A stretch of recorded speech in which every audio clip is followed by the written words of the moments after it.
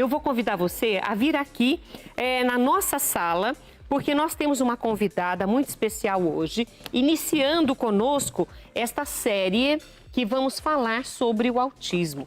Então, recebo com muito carinho a Caroline Espíndola, que é psicóloga e analista de comportamento. Bem-vinda, mais uma vez. Obrigada. Bem-vinda. Obrigada, Rita. Acho que seria legal, apesar de hoje ter tantos veículos, a própria internet pulverizando tantas informações, seria legal a gente explicar o que é o autismo. Perfeito. O autismo é um transtorno do neurodesenvolvimento. Não é uma doença, acho que isso precisa ficar claro para todo mundo, tá? É uma condição. Então, esse cérebro, ele vai funcionar com algumas singularidades, algumas particularidades, tá? Para o diagnóstico ali acontecer, tem 2 critérios principais. O primeiro deles está relacionado a um déficit, né, um atraso na comunicação e na interação social. Então, essas pessoas tendem a ter aí esse atraso para se comunicar, para interagir, para se relacionar com o meio. E o segundo deles são padrões repetitivos, restritos de comportamento. Então, o interesse, de repente, né, por um tópico em específico, ou uma rigidez de comportamento, que vai fazer com que essa pessoa possa ter um pouco de dificuldade ali em relação à quebra da rotina. Então, são esses principais pontos em relação à condição. O que a gente gosta sempre de dizer é que em cada pessoa o autismo ele vai se manifestar de uma forma diferente, né? Então, não é um transtorno linear em que tem uma pessoa mais ou menos autista, não é sobre isso. Mas cada um vai ter ali algumas características e a gente vai ter que olhar para isso para entender o potencial dessa pessoa e ajudá-la no seu desenvolvimento. Então, dentro do transtorno, pessoas vão ter determinados comportamentos e outros não. Isso. Diferentes ou iguais, mas que são características já identificadas no autismo. Perfeito, perfeito. E pode acontecer de um ser, por exemplo, mais retraído do que o outro mais acessível. Como que define isso? Perfeito. A gente fala hoje que no autismo existem níveis de suporte, tá? Então, existe o nível 1 de suporte, que é aquela pessoa, criança, adolescente ou adulto, que vai precisar de um suporte menos substancial no dia a dia.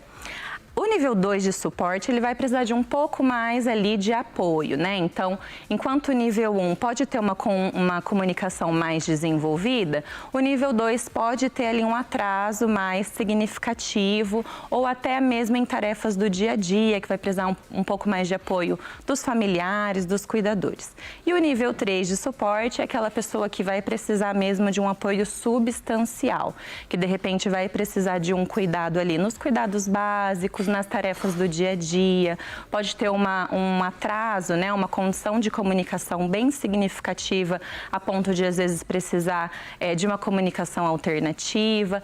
Então, a depender de onde essa pessoa está no espectro, né, a gente vai precisar ali entender esse perfil dela e aí conseguir ajudá-la naquilo que ela tem mais dificuldade, né, ou aquilo que fica mais aparente. Ou tem mais habilidade também. Ou mais habilidade também. Então, todos têm potencial. Independente de onde ela está ali no espectro, a gente vai identificar quais são os potenciais que essa pessoa tem para a gente fortalecer, para a gente ampliar. E quais são as dificuldades que ela tem para a gente poder criar um plano de desenvolvimento e ajudar aí essa pessoa a desenvolver aquilo que ela tem condições. Você, como psicóloga, com certeza está dentro da equipe que cuida de uma pessoa com autismo. Perfeito. Porque precisa de uma equipe multidisciplinar. Isso. Além da psicologia, quais são as outras áreas que atuam no cuidado desse paciente? Excelente. Esse é um ponto muito importante. A gente fala que a intervenção interdisciplinar ela é fundamental para um bom desenvolvimento global dessa pessoa. Então, a gente atua com psicólogos, fonoaudiólogos, terapeutas ocupacionais, psicopedagogos, fisioterapeutas. Então, existem muitas ali especialidades que vão ajudar essa pessoa a ter esse desenvolvimento como um todo. Além, obviamente, né, da medicina, então do neuropediatra, do psiquiatra infantil, que também vai nos auxiliar nesse processo. Agora, é interessante, porque você explicou muito bem sobre o autismo, essas diferenças de cada um. um não é igual ao outro. Isso. Né? Porque também tem a família, a história dos pais, né? Bom, enfim, a gente não vai nem entrar nesse detalhe porque é bem complexo. Mas são indivíduos, né? E cada uma dessas pessoas merece toda essa atenção, esse cuidado para se desenvolver de maneira natural e integrativa na sociedade. Eu me lembro de algumas doenças ao longo das sociedades, né, das épocas, alguns ficavam escondidos, a família não mostrava. Hoje nós não temos isso. Hoje a nossa sociedade acolhe, quer entender, quer ajudar. Existem leis, existem regras para que essas pessoas possam ser inseridas de maneira natural. Perfeito. Isso eu acho muito válido. Perfeito. Inclusive, essa equipe multidisciplinar é que vai proporcionar essa integração. Perfeito, perfeito. Nosso objetivo sempre é fazer com que essas pessoas sejam protagonistas da vida delas e participantes, integradas na sociedade, né? Então, por exemplo, na nossa clínica, a gente vai atender aí essas crianças, esses adolescentes, esses adultos, muitas das vezes no ambiente natural em que ele está, que ele convive, né? Então, na casa, no parque, né? No shopping, enfim. Então, são ambientes que eles vão precisar desenvolver habilidades específicas e a gente vai até esses ambientes porque ali a gente favorece... Não fica só no ambiente da clínica? Não, pode acontecer também, né? Mas a gente vai além do ambiente da clínica porque a gente acredita que esses ambientes favorecem muito eu aprender a habilidade que eu preciso aprender já onde eu vou executar esse comportamento, essa habilidade, né? Então, a equipe interdisciplinar, ela é fundamental para isso, para a gente conseguir identificar de uma forma muito ampla aquilo que a gente pode usar ali de benefício do ambiente, das pessoas que estão ao redor para conseguir ajudar no desenvolvimento dessa pessoa e ela ser participante integrada da sociedade, incluída e não como anos atrás, como você disse, né, de estar à parte ali ou estar isolada. É isso que a gente luta todos os dias. E o interessante disso que a gente está falando é porque precisa de um cuidado. Então, daqui a pouco, no próximo bloco, nós vamos falar de situações para que você de casa possa ajudar.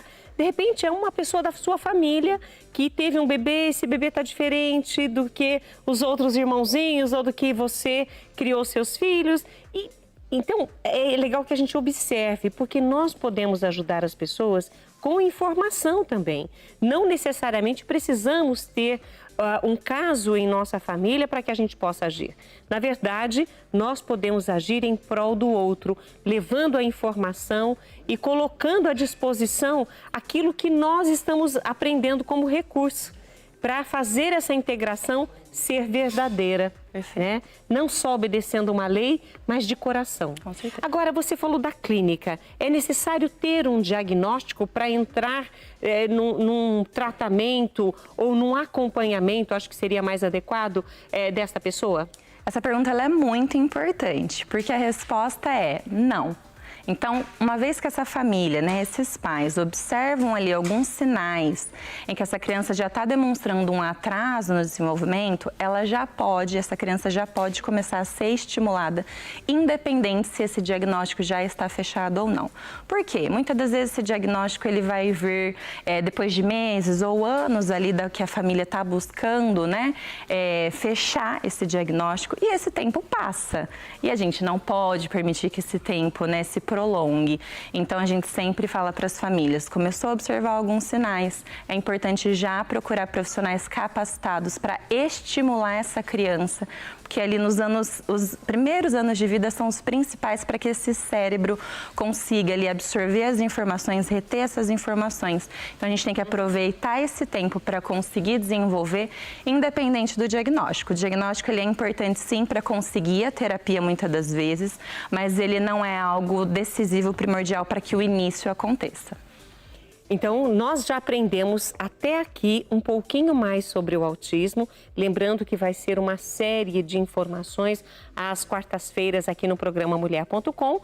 Por isso, fique conosco, porque nós vamos para um rapidíssimo intervalo e voltamos com mais informações daqui a pouquinho com a psicóloga Caroline Espíndola. A gente volta já. discretinha aqui, ó, dançando, mas a vontade é de fazer assim. Que delícia! E aí, Bernadette? E aí, Paulinha, tá dançando, Bernadette? Que delícia, gente! Esses 23 anos do programa Mulher.1, imagine quando chegar aos 25, então. Jubileu de prata, meu Deus do céu, vai ser bom demais. E agora a gente volta para o nosso tema da nossa entrevista. Nós estamos falando sobre o autismo, lembrando a você que será uma série, então, de informações, de profissionais. Então, presta atenção porque é muito importante. E nós estamos conversando com a psicóloga e analista do comportamento, a Caroline Espíndola. Ela é mestranda em atenção precoce pela Universidade Europeia de Atlântico e possui certificação internacional como terapeuta Denver pela Universidade da Califórnia, né, a Davis Mind Institute. Com 10 anos de experiência, atua como gerente técnica do Grupo Conduzir, que hoje está aqui conosco, né? Focando nas intervenções na transição da infância para a adolescência. E quando a gente fala de infância para a adolescência, que está dentro da sua área, a gente tem que lembrar que para chegar na infância e na adolescência foi um bebê. Perfeito. Ou seja, e depois vai se tornar um adulto. Então, todo o cuidado, como você disse, já na primeira infância, vai fazer a diferença nesse crescer, nessa adolescência e principalmente na fase adulta. Com certeza. Vamos pensar que as pessoas não sabem identificar. Inclusive, tem uma participação aqui que eu quero ler com muito carinho, que é da Sandra Bianchi. Ela colocou, nossa, o professor Ari Nepote, a saudade, porque apareceu no primeiro programa do Mulher.com. Obrigada aí pelo carinho, viu, querida? E a Sabrina Aparecida fez uma pergunta. Eu tenho um primo que tem autismo. Como conviver com uma pessoa com esse problema? Como ajudar, como estar em harmonia? Perfeito. Eu não sei se o primo da Sabrina tem algum tipo de acompanhamento ou não, mas o que a gente sempre fala independente de ser autista ou não, cada um de nós temos ali, né, as nossas características. Então, acho que o que vale é entender como que essa pessoa funciona, o que ela gosta, o que ela não gosta, quais são os sinais que ela dá, que de repente demonstra que ela não está muito confortável nesse ambiente, né?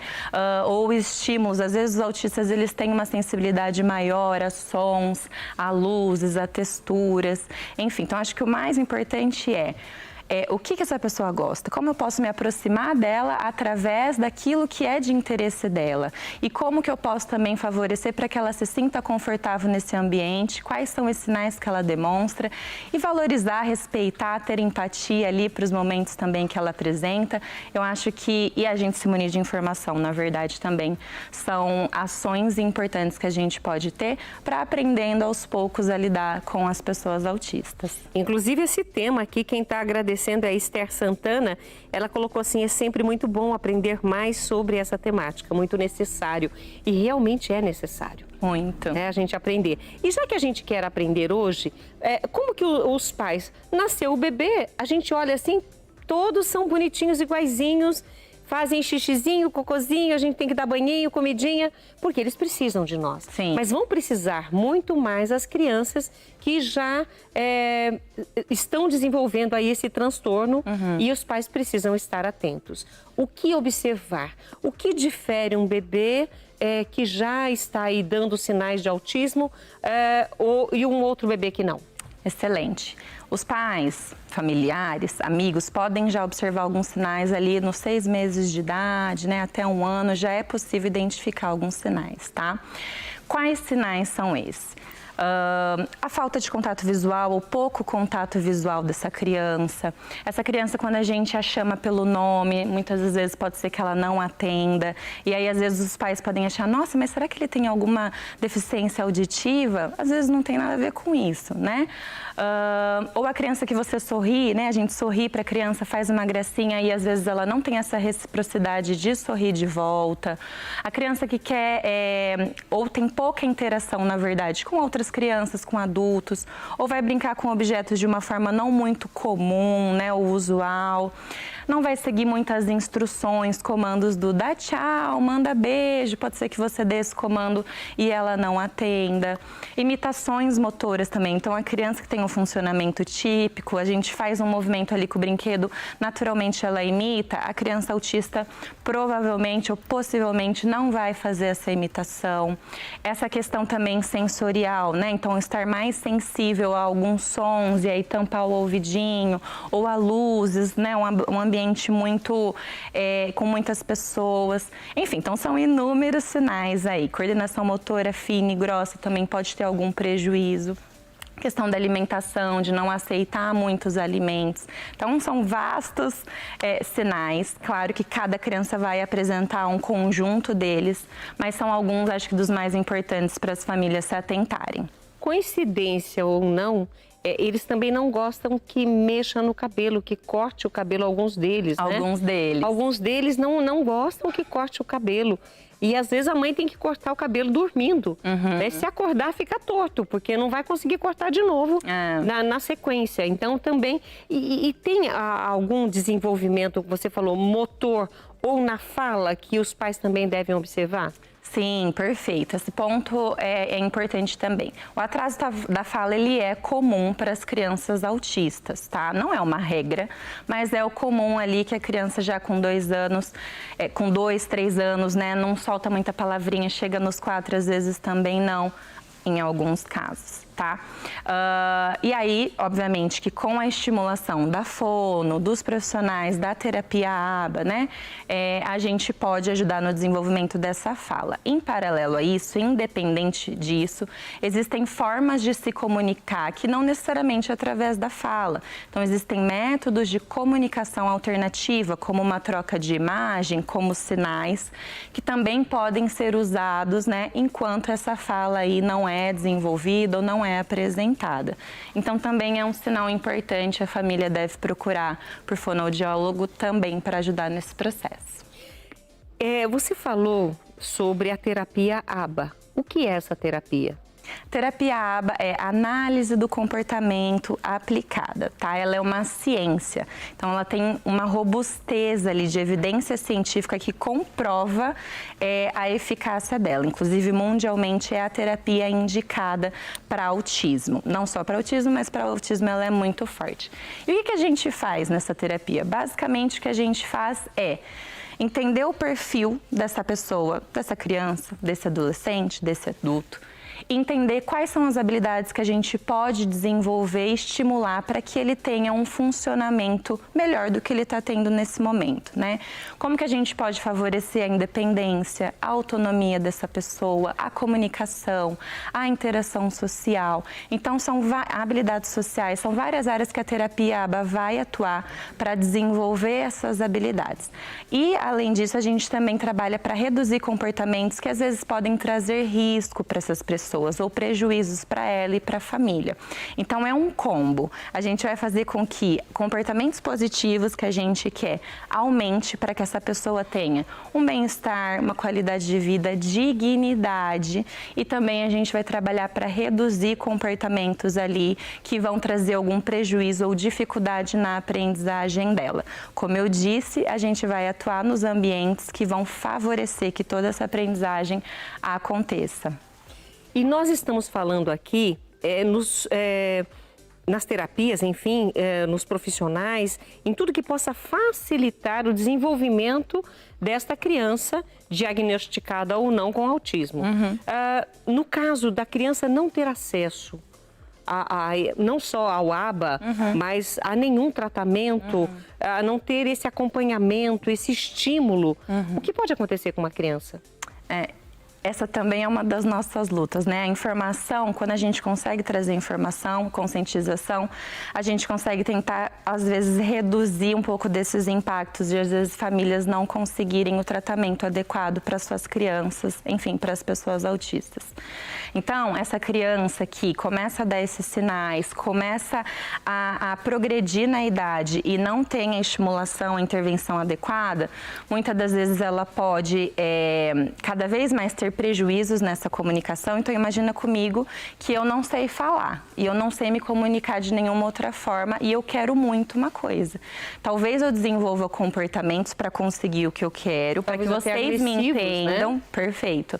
Às vezes agressivos, para que o mundo me entenda e eu seja atendida, porque eu não sei falar, eu não sei me comunicar de alguma forma, né? Então, se eu não estimulo essa pessoa, essa comunicação, ela é prejudicada. Ela vai ter menos participação com os pares na escola, por exemplo. Então, eu já não sei falar, eu não sei como chamar para brincar, eu não sei brincar do que as outras crianças estão brincando. Então, eu vou tender a me isolar. Então, eu participo menos dessa sociedade, né? Eu posso ter uma dependência maior do ambiente, porque a gente ensina essas famílias também a como essa criança pode ser mais independente, como ela pode ser mais autônoma. Se ela não tem isso, ela vai avançar em idade e vai continuar dependente desse meio.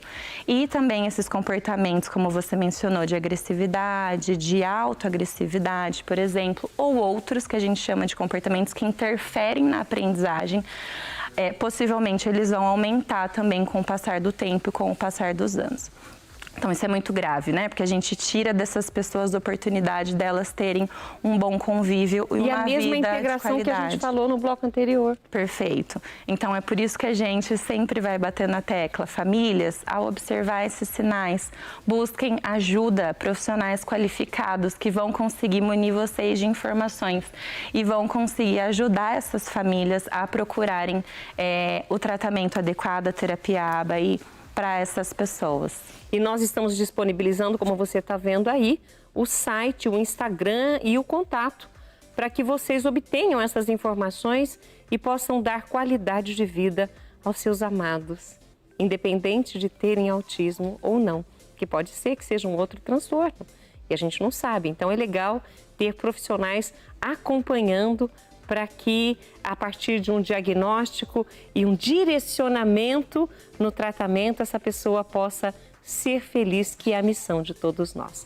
Caroline, muito obrigada por estar conosco, obrigada pelas suas informações e é muito bem-vinda nesse primeiro dia da série sobre o autismo. Obrigada, Rita. Obrigada pela oportunidade que vocês abriram aqui também para a gente poder falar um pouco disso.